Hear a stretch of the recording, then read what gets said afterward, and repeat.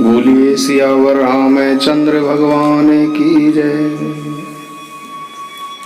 श्री हनुमान जी महाराज की जय। श्री गणेश जी महाराज की जय।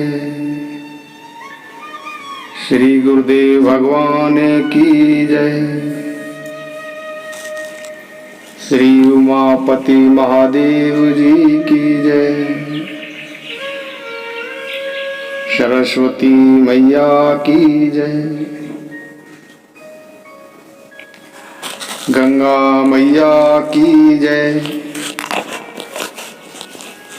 यमुना मैया की जय। सरयू मैया की जय। श्री वृंदावन बिहारी लाल की जय। श्री वृंदावन धाम की जय।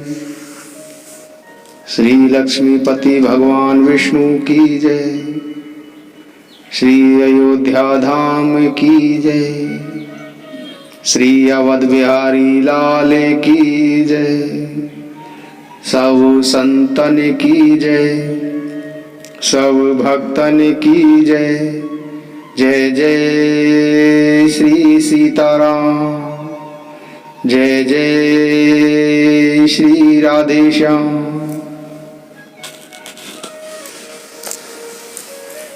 जड़ चेतन जग जीव जत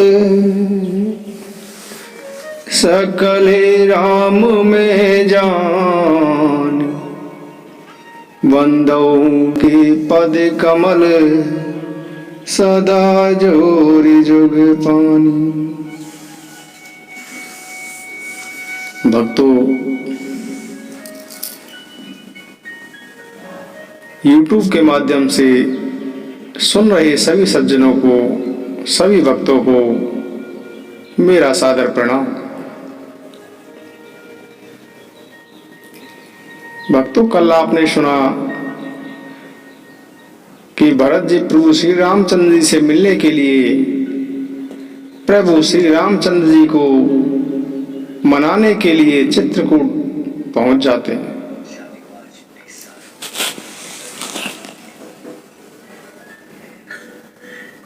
चित्रकूट पहुंचकर भरत जी प्रभु श्री रामचंद्र जी को किस प्रकार से मनाते हैं, वह सारी चर्चा हम आज सुनेंगे।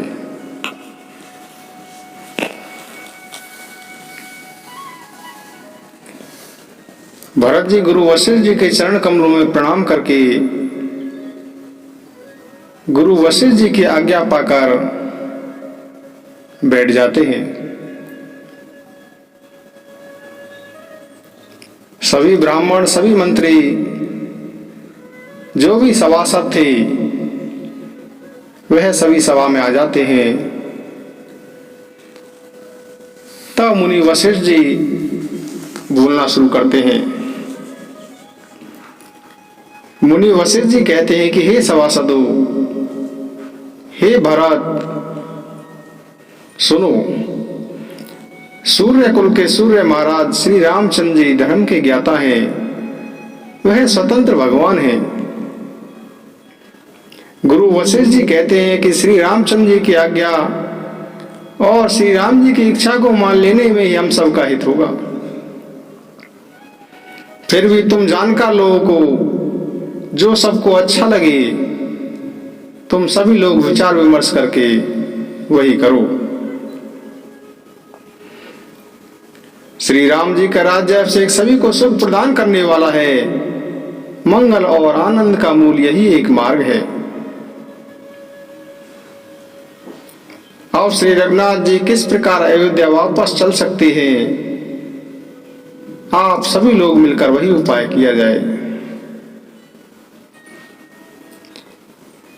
मुनि वशिष्ठ जी की नीति, परमार्थ और लोकहित में पकी हुई वाणी को सुनकर सभी को बड़ा आनंद मिला।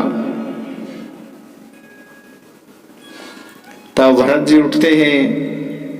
भरत जी उठकर सभी को प्रणाम करते हैं और कहते हैं कि सूर्य वंश में एक से बढ़कर एक बड़े राजा हुए हैं।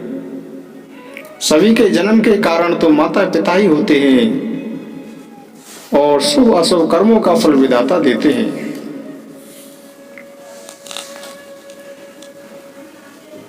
भरत जी कहते हैं कि मुनि वशिष्ठ जी ने जो कहा वह करने से संसार भर के जीवों को उनकी इच्छित वस्तु देने का फल होगा।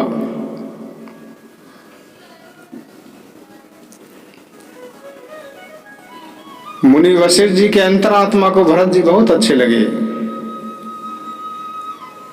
वे सभी अयोध्या वासियों सहित श्री राम जी के पास गए। प्रभु श्री रामचंद्र जी ने गुरु जी को प्रणाम किया और उत्तम आसन पर बैठाया। तब सभी लोग गुरु वशिष्ठ जी की आज्ञा पाकर बैठ जाते हैं।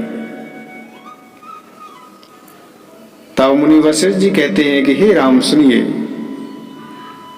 हे राम, आप सबके हृदय के भीतर निवास करते हैं। आप सबके अच्छे बुरे भावों को भी जानते हैं। हे राम, जिसमें अयोध्या के निवासियों का, माताओं का और भरत का हित हो, हे राम आप वही उपाय बतलाइए। क्योंकि दुखी लोग तो कभी भी विचार पूर्वक नहीं बोलते, इसलिए इसका उपाय आप ही बताएं।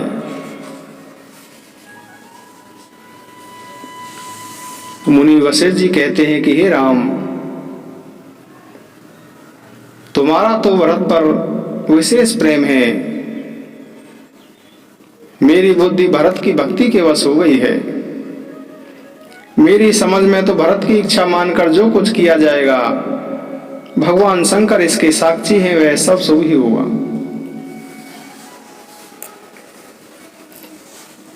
मुनि वशिष्ठ जी कहते हैं कि पहले भरत की प्रार्थना को सब लोग आदर पूर्वक सुन लीजिए और फिर उस पर स्वयं विचार कीजिए। फिर साधु मत, लोक मत, राजनीति और वेदों का सार निकालकर जो सभी को अच्छा लगे वही निर्णय लेना।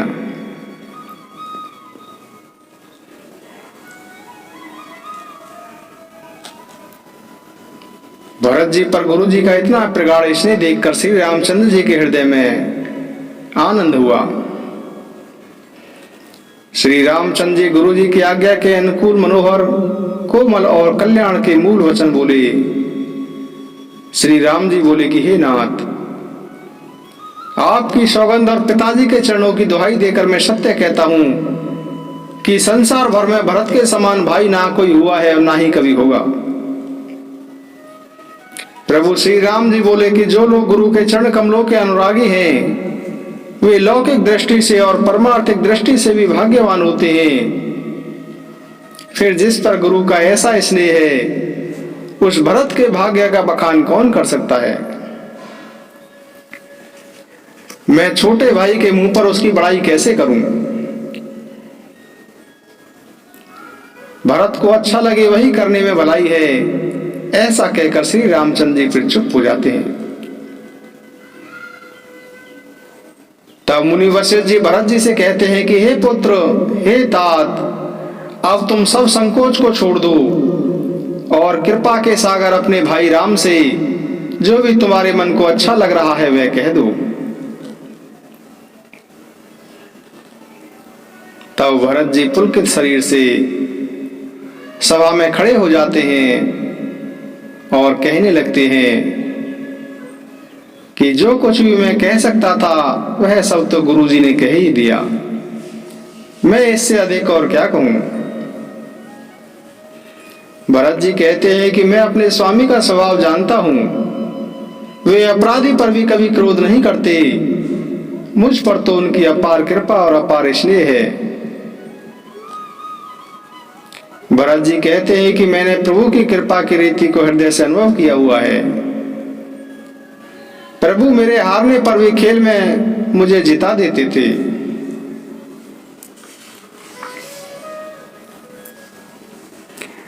भरत जी बोले कि मैं और क्या बोलूं, मैं ही तो इस सारे अनर्थों की जड़ हूं। भरत जी अत्यंत व्याकुल और दुख और प्रेम में और नीति में सने हुए वचनों को कहते हैं, जिसे सुनकर सभा के सभी लोग संतप्त हो जाते हैं। सारी सभा में दुख छा जाता है। तब श्री राम जी कहते हैं कि हे तात, तुम अपने मन में व्यर्थ ही दुख क्यों प्रकट करते हो? हे भाई, जीव की गति तो ईश्वर के अधीन जानो। मेरे मत में तो भूत भविष्य वर्तमान तीनों कालों और सतमा पुरुष तुम्हारी ऊंचाई तक नहीं पहुंच सकते। हे भाई, जो कोई हृदय में भी तुम पर कुटिलता का आरोप करेगा, उसका यह लोक नष्ट हो जाएगा और मरने के बाद भी उसको उत्तम गति। हे भाई, माता कैकेयी को तो वे ही लोग मूर्ख दोष देते हैं जिन्होंने गुरु और साधुओं की सभा का कभी सेवन ही नहीं किया, जिन्होंने कभी साधुओं का सत्संग नहीं किया। हे भरत, तुम्हारा नाम स्मरण करते ही सभी पाप, अज्ञान और समस्त अमंगलों के समूह मिट जाएंगे तथा जीवित अवस्था में सुंदर यश और मरने के बाद सुख प्राप्त होगा। श्री राम जी कहते हैं कि हे भरत, मैं सत्य कहता हूं, शिव जी साक्षी हैं। यह पृथ्वी तुम्हारे ही कारण टिकी हुई है। हे तात, तुम व्यर्थ में ही चिंता मत करो। वैर और प्रेम छुपाई भी कभी किसी से नहीं छुपती। राम जी कहते हैं कि पशु पक्षी भी साधु सज्जनों के पास निर्भय होकर चले आते हैं, परंतु हिंसा करने वाले शिकारियों से पशु पक्षी दूर भाग जाते हैं। हे भरत, पशु पक्षी भी मित्र और शत्रु को पहचानते हैं। फिर मनुष्य शरीर तो गुण और ज्ञान का भंडार है। इसीलिए मैं तुमसे कहता हूं कि तुम प्रसन्न मन होकर संकोच को छोड़कर जो भी कुछ कहो, आज मैं वही करूंगा।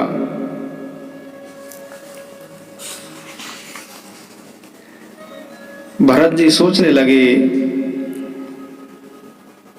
कि प्रभु श्री राम जी ने आज सारा भार मेरे ऊपर ही रख दिया। भरत जी हृदय में अनेक प्रकार से विचारने लगे। सब प्रकार से विचार कर भरत जी ने अंत में निश्चय किया कि श्री राम जी की आज्ञा में ही अपना कल्याण है। तब भरत जी ने अपना प्रण छोड़कर प्रभु श्री राम जी के प्रण को ही सम्मान दिया।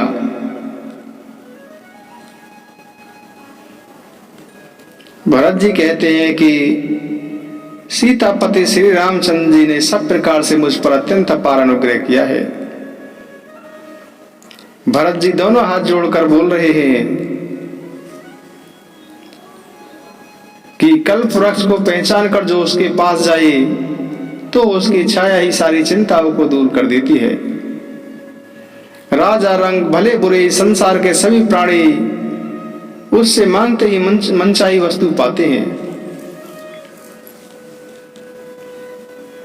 हे नाथ, आपके अयोध्या वापस चलने में तो सभी का स्वार्थ है और आपका आदेश मान लेने में करोड़ों प्रकार से कल्याण है। यही स्वार्थ और परमार्थ का सार है।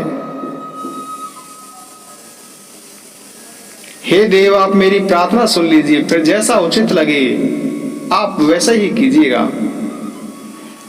राज्याभिषेक की सब सामग्री तो हम साथ लेकर आए हैं। अब आपको जैसा अच्छा लगे हम वही करेंगे। मेरे मन में एक विचार है, यदि आप कहें तो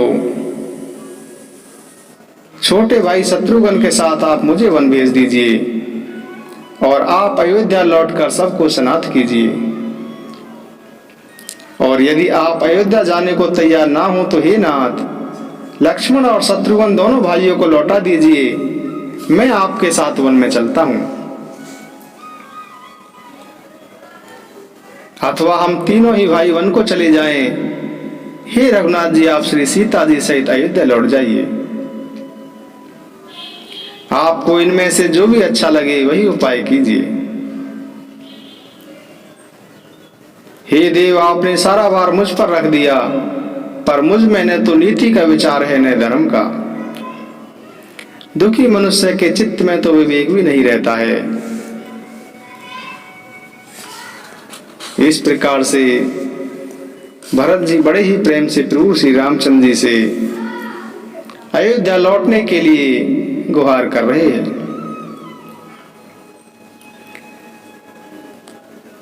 भरत जी के साथ जो अयोध्या वासी भी आए हुए थे, श्री राम जी के दर्शन की अभिलाषा और उत्साह के कारण किसी को भी मार्ग की थकावट और क्लेश नहीं हुआ, क्योंकि मन तो वहां है जहां श्री राम और जानकी जी हैं, और बिना मन के शरीर के सुख दुख का अनुभव कौन करे।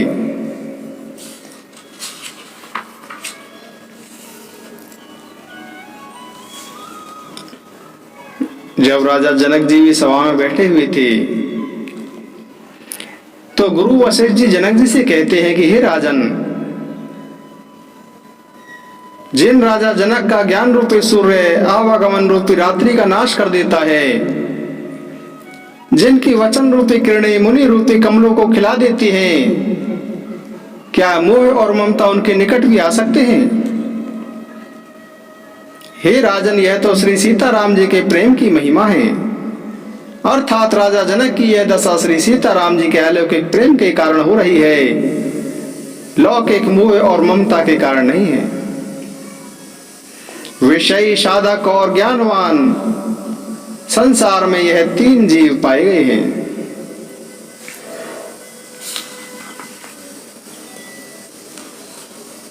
इस प्रकार से प्रभु श्री सीताराम जी के साथ वार्तालाप करते हुए उनको अयोध्या वापस लौटाने के लिए गुहार करते हुए इस प्रकार से 4 दिन व्यतीत हो जाते हैं।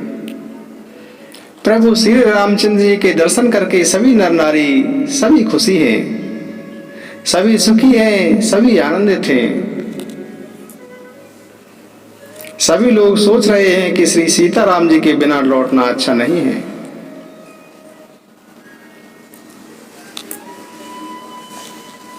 माता सुमित्रा जी कहती हैं कि विधाता की चाल बड़ी ही विपरीत है, विधाता की चाल बड़ी ही विचित्र है, जो सृष्टि को उत्पन्न करता है, पालन करता है और फिर स्वयं ही उसे नष्ट कर डालता है।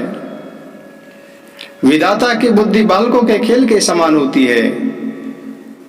जो बालक मिट्टी के घरौंदे बनाते हैं फिर उसको स्वयं ही नष्ट कर देते हैं।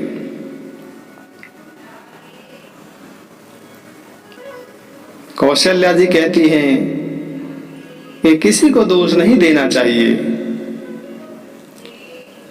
सुख दुख हानि लाभ यह सब कर्म के वश में है। कर्म की गति कठिन है, उसे विधाता ही जानता है, जो शुभ और अशुभ सभी फलों को देने वाला है। ईश्वर का आदेश सभी के सिर पर है, उत्पत्ति स्थिति और संहार तथा अमृत और विष भी उसी के अधीन है। इसीलिए मोह व सोच करना व्यर्थ है। विधाता का प्रपंच ऐसा ही अचल और अनादि है।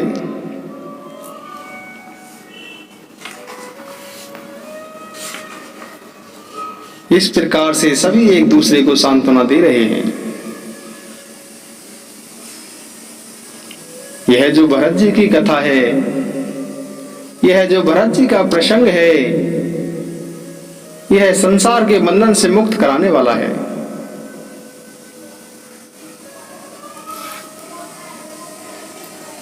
भरत जी असीम गुण से युक्त और उपमा से रहित पुरुष हैं। भरत जी के समान केवल भरत जी ही हैं। प्रभु श्री रामचंद्र जी के प्रति अनन्य प्रेम को छोड़कर भरत जी ने सब प्रकार के परमार्थ, स्वार्थ और सुखों की ओर स्वप्न में भी कभी मन नहीं किया। श्री राम जी के चरणों का प्रेम ही उनका साधन है, वही उनकी सिद्धि है।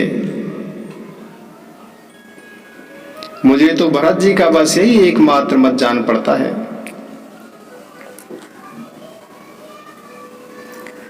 तब गुरु वशिष्ठ जी कहते हैं कि हे राम, तुम प्राणों के भी प्राण हो, आत्मा की भी आत्मा हो, सुख के भी सुख हो। हे पुत्र, तुम्हें छोड़कर जिन्हें घर अच्छा लगता है उनसे मानो विधाता रूठ गए हैं। सो सुख करम धर्म जरि जाओ, जहन राम पद पंकज भाऊ, जोगे को जोग ज्ञान अज्ञानु, जह नहीं राम प्रेम परिधानु, तुम बिनु दुखी सुखी तुम ते, तुम जानऊ जिय जो के राउर आयस सिर सब ही के, विदित कृपाल गति सबनी के। श्री राम जय राम जय जय राम, जय राम जय राम जय जय राम। गुरु वशिष्ठ जी ने यहाँ एक बहुत ही सुंदर बात कही है, जो भक्तों के हृदय में प्रेम को उत्पन्न कर देगी। गुरु वशिष्ठ जी कहते हैं कि वह सुख कर्म और धर्म नष्ट हो जाए जहां श्री राम के चरण कमलों में प्रेम नहीं है। जिसमें श्री राम के प्रति प्रेम की प्रधानता नहीं है, वह योग योग है, वह ज्ञान अज्ञान है। हे राम, तुम्हारे न रहने से ही सब दुखी हैं और तुम्हारे रहने से सब सुखी हैं।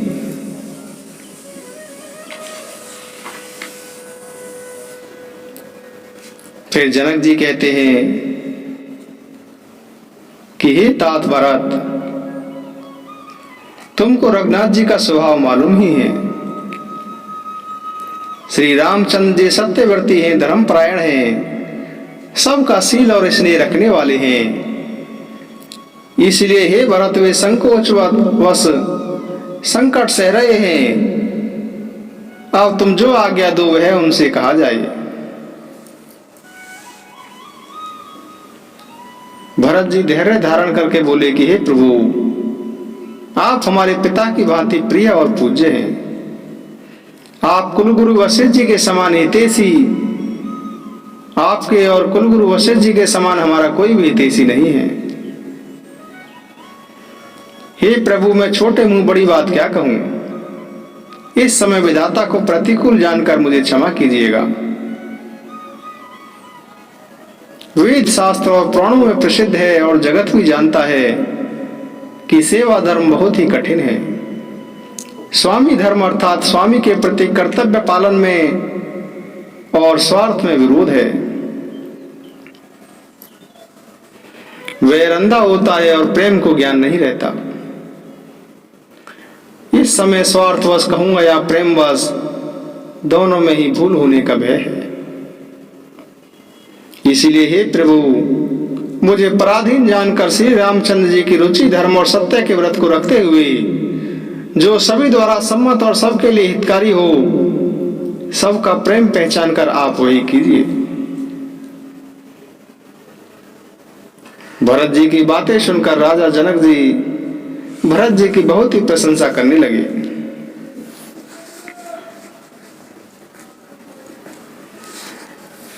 उधर देवता लोगों को देखिए, देवता लोग अपनी किचक कुचाल की फिर सोच रहे हैं। देवता लोग सरस्वती जी से कह रहे हैं कि हे देवी, अपनी माया से आप भरत जी की बुद्धि को फेर दीजिए।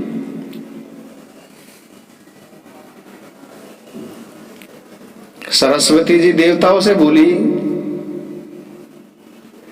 कि मुझसे कह रहे हो कि भरत जी की मति को फेर दीजिए। ब्रह्मा विष्णु और महेश की माया भी बड़ी प्रबल है, किंतु वह भी भरत जी की बुद्धि और दृष्टि को नहीं फेर सकती। तुम मुझसे उस भरत की बुद्धि को भुलाने के लिए कह रहे हो। भरत जी के हृदय में श्री सीताराम जी निवास करते हैं, और जहां सूर्य का प्रकाश होता है वहां अंधेरा कैसे रह सकता है। ऐसा कहकर के सरस्वती जी ब्रह्मलोक को चली जाती है।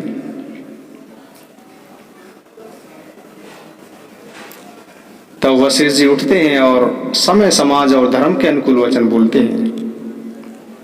गुरु वशिष्ठ जी कहते हैं कि हे तात राम, मेरा मत तो यह है कि तुम जैसा आदेश दोगे हम सब लोग वैसा ही करेंगे।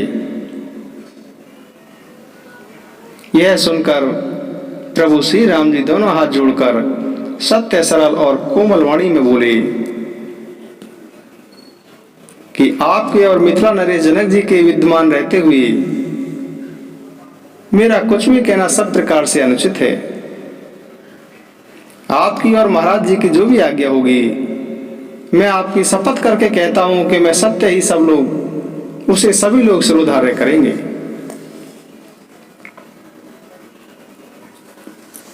तब भरत जी बोले कि हे नाथ, आपने अपनी कृपा और भलाई से मेरा उपकार किया है, जिससे मेरे दोष भी गुड़ के समान हो गए हैं और चारों ओर मेरा सुंदर यश छा गया है। हे नाथ, आपकी रीति और सुंदर स्वभाव की महानता विश्व में प्रसिद्ध है। वेद और शास्त्रों ने भी माया गाया है, जो क्रूर कुटिल दुष्ट कुबुद्धि नीच नास्तिक और निडर हैं, उन्हें भी आपके शरण में आने पर एक बार प्रणाम कर लेने पर भी आप उनको अपना बना लेते हैं।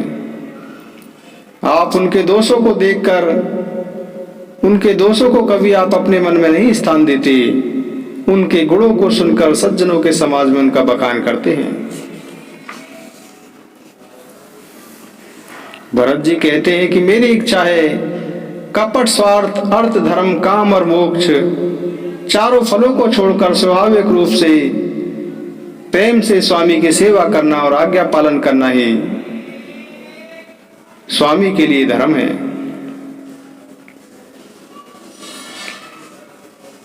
प्रभु श्री रामचंद्र जी ने सुंदर वाणी से भरत जी का सम्मान किया। फिर भरत जी को अपने पास बिठाया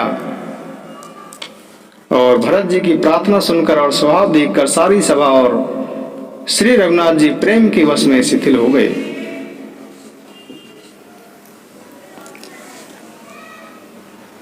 उधर देव माया से सब लोगों को विशेष रूप से मोहित हो गया,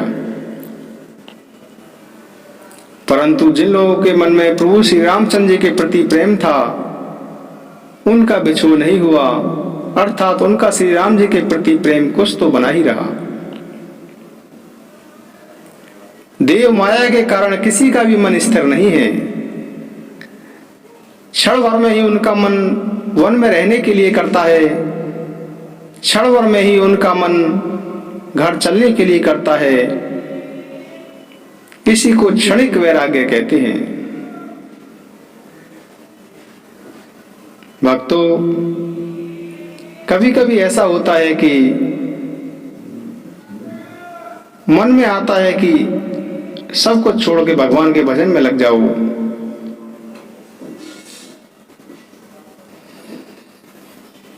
फिर घर में, परिवार में, सदस्यों में उनमें मोह ममता जागृत हो जाती है। यह क्षणिक वैराग्य है, वैराग्य की दृढ़ता नहीं है। यह सब देव माया के प्रभाव से ही होता है, क्योंकि जब भी कोई भक्त भगवान की तरफ बढ़ता है तो देव माया उसकी परीक्षा लेती है और रास्ते में अनेक प्रकार की विघ्न और बाधाएं उत्पन्न करती है। सभी लोगों का चित्त दो तरफा हो जाने के कारण संतोष नहीं रहा। वे सभी एक दूसरे का मर्म नहीं जान सकते। कृपा निधान श्री रघुनाथ जी ने सबकी यह दशा देखी और हंसकर कहते हैं कि कुत्ता, इंद्र और कामी पुरुष एक स्वभाव के होते हैं। भरत जी, जनक जी, मुनिजन, मंत्री, ज्ञानी, साधु, संतों के अतिरिक्त अन्य सभी पर जिस मनुष्य को जिस प्रकृति और जिस स्थिति का पाया, उस पर वैसी ही देव माया लग गई।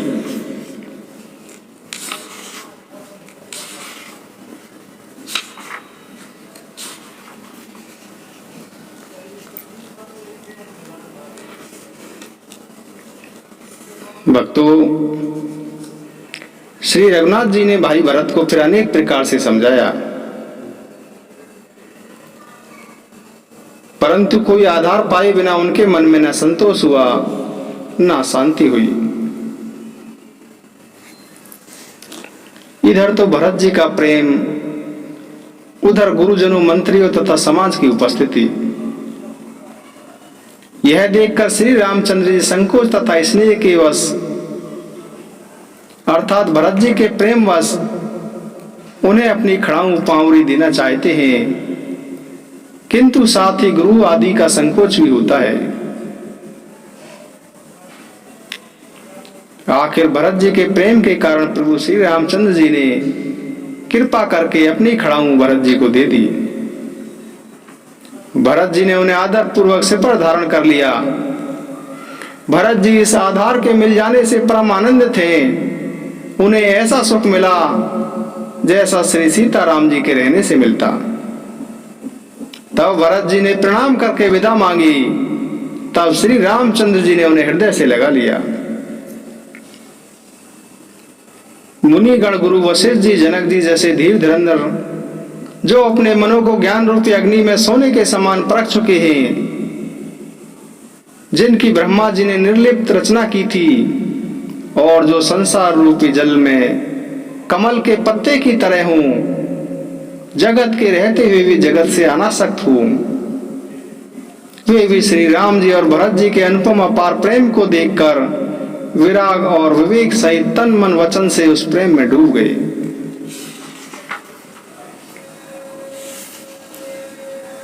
प्रभु श्री रामचंद्र जी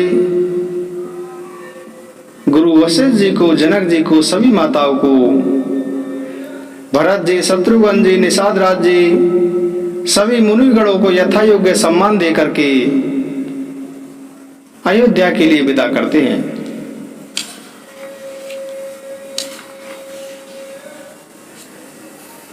भक्तों, अयोध्या पहुंच करके भरत जी ब्राह्मणों को बुलाते हैं और ब्राह्मणों से हाथ जोड़कर प्रणाम करके कहते हैं कि आप लोग छोटा बड़ा, अच्छा बुरा जो भी कोई कार्य हो, उसके लिए आप निसंकोच होकर मुझे आज्ञा दीजिएगा। भरत जी ने फिर परिवार वालों को, नागरिकों को और सभी प्रजा वालों को बुलाया, उनके दुखों का समाधान किया। फिर छोटे भाई शत्रुघ्न जी के साथ वे गुरु जी के घर गए और दंडवत प्रणाम करके हाथ जोड़कर गुरु जी से बोले कि हे गुरु जी, आज्ञा हो तो मैं नियम पूर्वक से रहूं। मुनि वशिष्ठ जी भरत जी से बोले कि हे भरत, तुम जो भी कुछ करोगे, जो भी कुछ कहोगे, वही संसार में धर्म का तत्व होगा। भरत जी गुरु वशिष्ठ जी की यह बात सुनकर, गुरु जी की आज्ञा पाकर, आशीर्वाद लेकर ज्योतिषियों को बुलवाते हैं और अच्छा मुहूर्त देखकर प्रभु श्री राम जी की चरण पादुकाओं को सिंहासन पर विराजित करवा देते हैं। फिर श्री राम जी की माता कौशल्या जी और गुरु जी के चरणों में सिर झुकाकर तथा प्रभु के चरण पादुकाओं की आज्ञा लेकर धर्म की धूरी धारण करने में धीर भरत जी नंदीग्राम में एक पर्णकुटी बनाकर उसी में निवास करते हैं।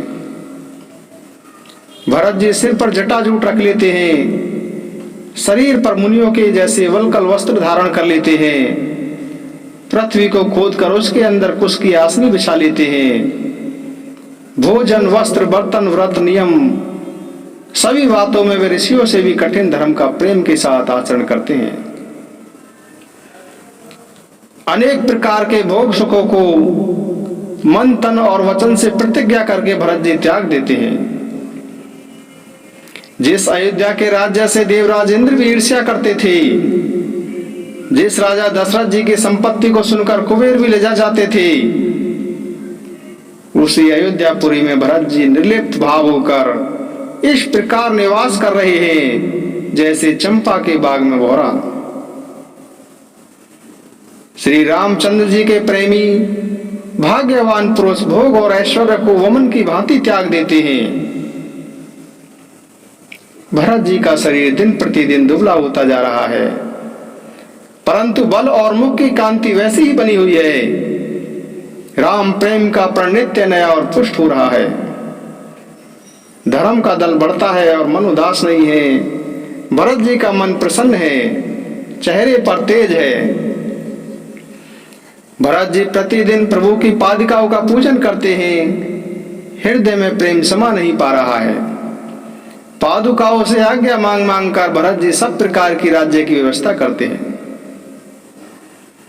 हृदय में श्री सीता राम जी हैं, जीव पर राम नाम है। श्री राम जी और सीता जी तो वन में निवास कर रहे हैं, परंतु भरत जी घर में ही रहकर तप के द्वारा शरीर को तपा रहे हैं। भरत जी का परम पवित्र आचरण आनंद मंगलों को करने वाला है, कलयुग के घोर पापों को दूर करने वाला है, महामोह रूपी रात्रि को नष्ट करने के लिए सूर्य के समान है। गोस्वामी तुलसीदास जी महाराज यहाँ लिखते हैं, भरत चरित करि नेम तुलसी, जो सादर सुनाई, सिय राम पद पे मुवसी होई भव रस विरति। जो कोई भरत जी के चरित्र को नियम से आदर पूर्वक सुनेंगे, उनको अवश्य ही श्री सीताराम जी के चरणों में प्रेम उत्पन्न हो जाएगा। सांसारिक विषय रस से उनको वैराग हो जाएगा। प्रभु सीताराम जी की उन पर कृपा होगी। भक्तों, आज हमने यह भरत जी का जो प्रेम पूर्ण चरित्र था उसको संपन्न किया। 2 मिनट का हम नाम संकीर्तन लेंगे, करके उसके बाद हम विश्राम लेंगे। श्री राम जय जय राम, जय राम जय राम जय जय राम। कौशल्या की प्यारी राम, श्री राम जय जय राम। दशरथी राजे दुलारे राम, श्री राम जय जय राम।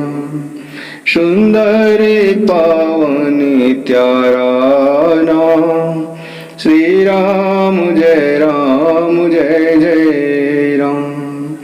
रघुपति राघव राजा राम, श्री राम जय जय राम। श्री राम जय जय राम, जय राम जय जय राम।